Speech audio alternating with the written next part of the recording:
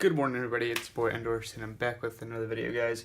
And pretty much today, I want to talk about a topic, that I actually was talking to one of the guys about. Some guy that comes to my school. He owns a esports organization, but pretty much what I'm talking about today, what it really takes to start an esports org. Honestly, guys, this is a very, very, everybody has their own opinion when it comes to this topic. So, not if you guys don't agree or whatnot, just say why you disagree or why you think more certain things are more important than others, and you guys can just comment down below, and I'm more than welcome to read them. But pretty much we're talking about what it takes to start and to create an esports organization. So, like I said, this is something, it's my own opinion. Everybody has their own viewpoint on it. So let's get started.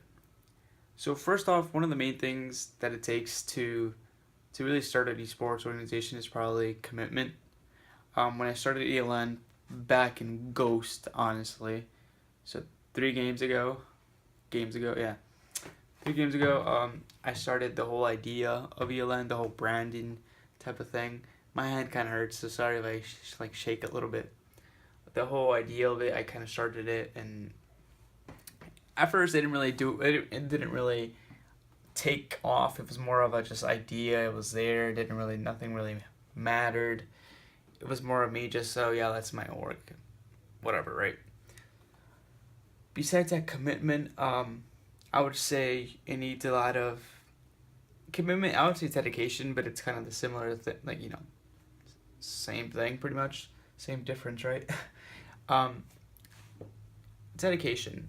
That's probably something I would say in anything in general, just dedication. If you have no dedication for it, if you don't dedicate a part of your time, your day towards it, chances are you're not going to do anything with it. Besides that, another thing that really you must take into consideration is who you surround yourself with, right? Your team. Having a philosophy. First let's talk about the team, right? It's really difficult to just pick up a group of guys and just have them play with you and join your organization and be your co-owner and help you run it. I went through probably 3 other co-owners before I met my friend Kemper. He's a really cool dude and I really like them. Not in a weird way, guys, before you start saying shit.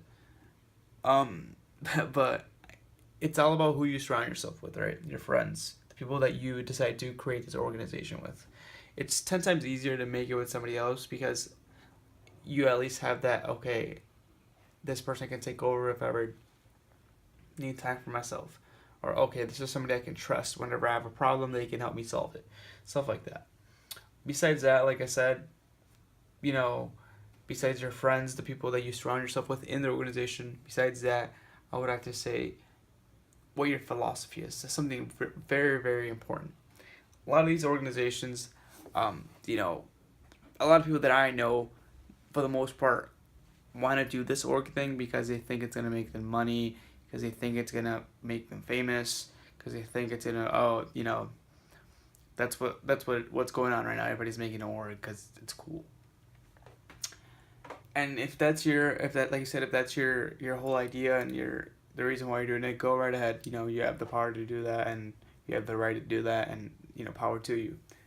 But personally, like I said, I didn't want to create an organization that's just like the other ones, like a lot of the amateur organizations. They just kind of there. I want to create an organization where we had an identity, we had a purpose. We weren't just a group of guys that were just, oh yeah, we're just together just for fun.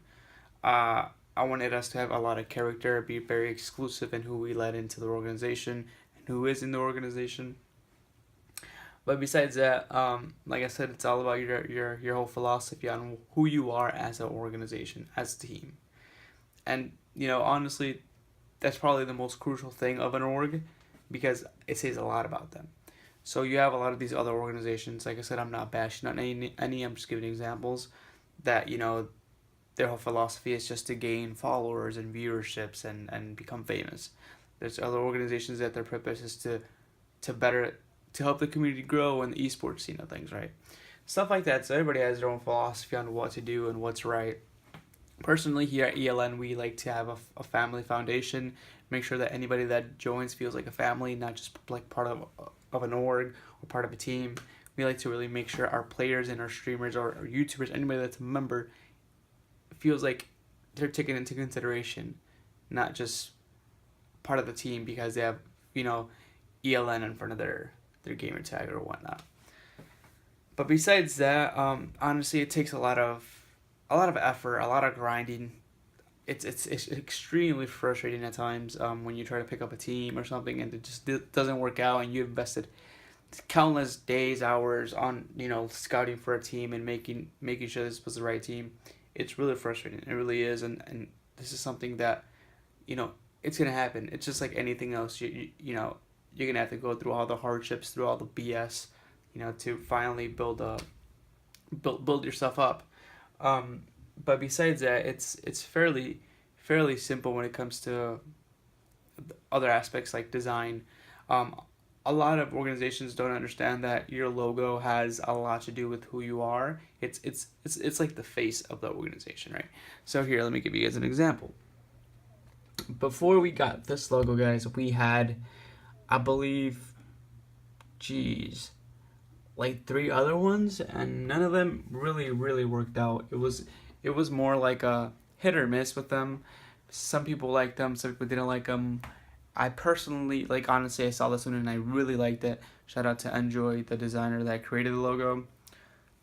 But obviously, like I said, the logo and your GFX in general have a lot to do with who you are as an organization. So your identity, right? The way you look, the way you carry yourself online on YouTube, on Twitter, etc. It says a lot. So one thing I would say, a big part would be the design aspect of your organization. Thanks to our sponsor here, I'll show you guys our sponsor. You know, he's a really cool guy, and I really like the fact that he takes his time to really help us. Go give him a follow, guys. You know, he partnered up with us, and he's a really cool dude. Here, let me close this out. But like I said, finding the right your identity, finding your logo, finding a team that, okay, you have designers or you have a group of guys that you can create professional GFX. And like I said, not everybody can afford them. Honestly, we've lucked out a lot when it comes to our designer. He's an amazing guy, and our sponsor designer, he's an amazing guy, and you know, I tell him every day, I'm like, you know, dude, if it wasn't for you, like, you know, honestly, we couldn't do anything because you're the one that gives us the ability to look good and be professional with all the designs you create. You know, on the same lines, it's all about, you know, having a standard. That's what I always say too. Like, if in org, if you don't have a standard, it kind of, things just kind of fall off. You have to make sure that everything must be at a certain level, and if it's not, then it's not good enough. And this is something that, you know, with time, obviously at first, it's kind of difficult because you are a new organization, and you have to, at first I would say you have to build yourself up in the sense of who you are, right? And obviously change is good. Like I said, I've changed the logo 3 times, and for now, like, honestly, for now, like, finally found a logo that I personally like, and I feel like it's like a staple logo, so I really like it. But besides that, like I said, it's all about, you know, growing and really grinding it out, guys. It's difficult, but it's worth it at the end. The reward is there. You create it, and it's something so empowering because it's like, all right, yeah, I created this with my team. We did it, you know, and that's what makes it so worth it at the end of the day. Going through all the BS, going through all the struggle and all the grind, it's worth it at the end, right? Because you have your reward, you know, and like I said, it's all about, you know, just going through everything and just not giving up. That's something I'm gonna say too. Don't give up. It's easy to just be like, hey, you know what? The org didn't go anywhere. Forget this. Oh, I was about to forget this.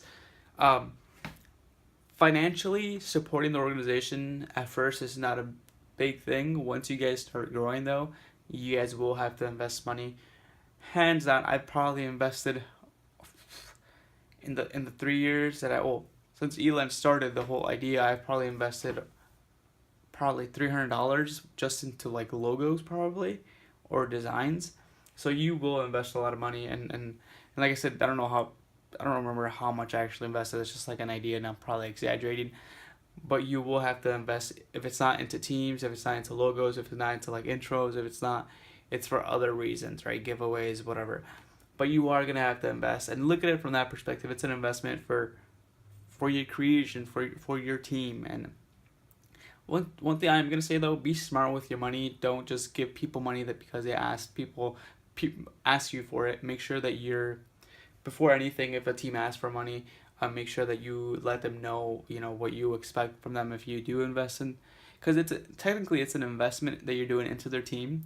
So really look at, okay, what do I get if I invest? What are you gonna get me? And like I said, all that, obviously at first it doesn't really matter. You don't have to invest besides GFX or stuff like that, giveaways.